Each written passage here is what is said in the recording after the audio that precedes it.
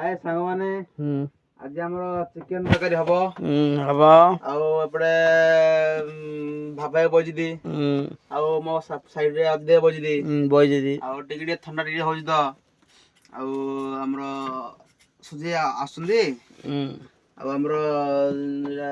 Chicken ତରକାରୀଟା ହବ। ହଁ ଏଇ ଚିକେନ ତରକାରୀଟା ହବ। କେବେ ତମେ ତ ଖାଇ ନଥିବ ଚିକେନ ଚିକେନ ଆପଣ ମାନେ କେବେ ଖାଇ ନଥିବେ ଆଉ ଆପଣ ମାନେ ଆସିବେ ଆମର ଟିକେ ଖାଇବେ ଟିକେ ଆଉ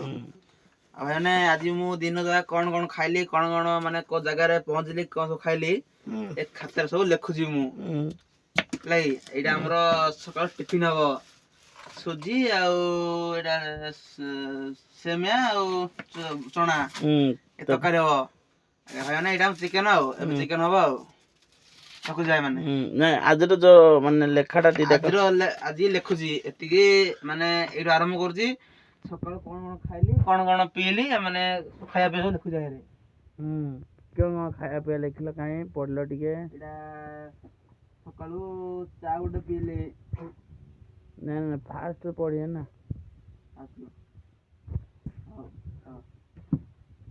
ଆମର ଅନୁଗୁଳ କଲେଜରେ ଚା ଦୋକାନ ସାଇଡରେ ଇଏ ତା ଦ୍ୱନ୍ଦ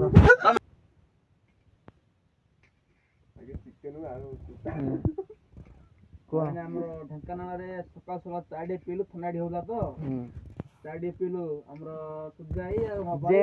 ଯେହେତୁ ମାନେ ମୁଁ ଦେଖିଲି ଗୋଟେ ଖାତା ଟିକେ ବହିଟେ ଦେଖିଲି ନା ମତେ ବହୁତ ଖୁସି ଲାଗା ଯେହେତୁ ମୋର ପର୍ସନାଲ ଲାଇଫ ମାନେ ଦେଖିବାକୁ ମୁଁ ଚାହୁଁଛି ସେଥିଲାଗି ବୋଲି ମୁଁ ଖାତା ଗୋଟେ ପେନ୍ ଗୋଟେ କିଣିଲି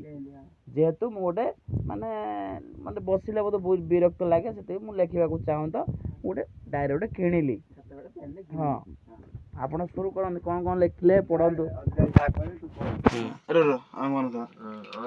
କଣ କଣ ଲେଖିଲେ ଆପଣ ପଢନ୍ତୁ ନା ଯେହେତୁ ଆମ ସକାଳୁ ଚା ପାଣି ପିଇ ସାରିଲା ପରେ ମାନେ ମୁଁ ମୋର ସବୁ ମାନେ